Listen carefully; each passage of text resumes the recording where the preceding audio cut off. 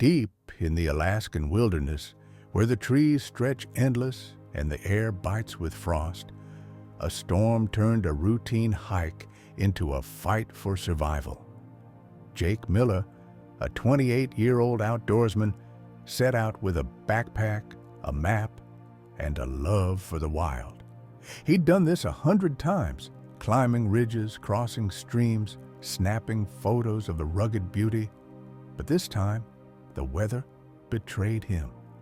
A blizzard rolled in, fast and fierce, blanketing the forest in white. Jake lost the trail, his compass spinning uselessly in the wind. Hours turned to days, his food ran out, and his phone died. Alone, freezing, and miles from help, he slumped against a pine, ready to give up. That's when he heard it, a rustle, a whimper, and met the unlikeliest hero, a bear cub named Rusty. Rusty wasn't supposed to be there either.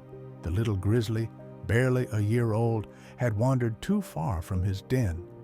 His mother was gone, likely taken by hunters or the storm, and he was starving, his brown fur matted with snow. Jake spotted him first, a shivering ball of fluff nosing through the drifts. "Stay back," Jake muttered, heart pounding. "Bear cubs mean mamas, and mamas mean trouble." But no mama came. Rusty just stared, big eyes locked on Jake, then toddled closer, sniffing his boots. Against all logic, Jake tossed him a scrap of jerky from his pocket. Rusty gobbled it down and plopped beside him, pressing his warm bulk against Jake's leg. In that moment, something clicked. They were both lost, both desperate, and now, somehow, they were in this together. The next 3 days were a blur of survival and miracles. Rusty stuck to Jake like glue, and Jake realized this cub wasn't just company. He was a guide.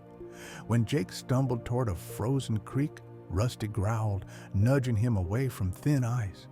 When night fell, Rusty curled up close, his heat keeping Jake from frostbite as the wind howled.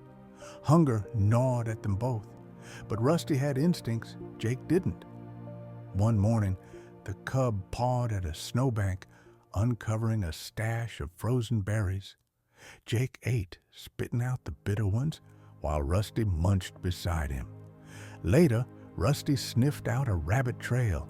Jake rigged a snare with his shoelaces, and they shared the meager meal, raw but life-saving. "You're a little genius," Jake laughed, ruffling Rusty's ears. The cub huffed, almost like he understood. But the wild doesn't let you off easy.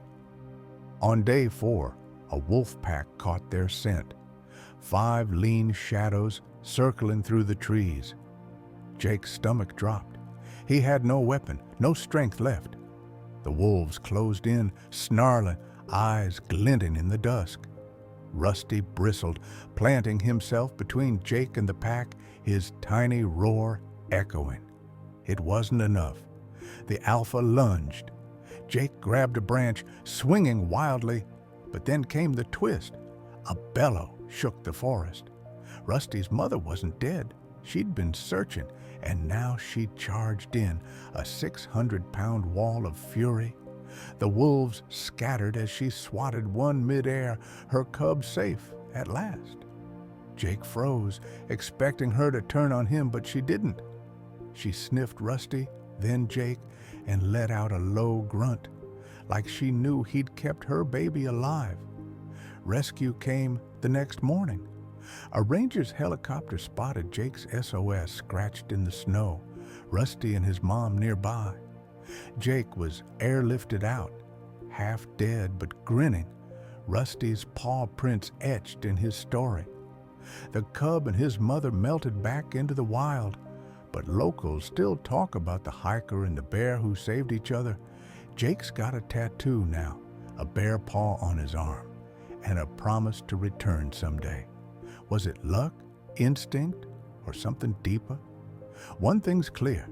In the Alaskan snow, a lost man and a lost cub found a bond that defied the odds.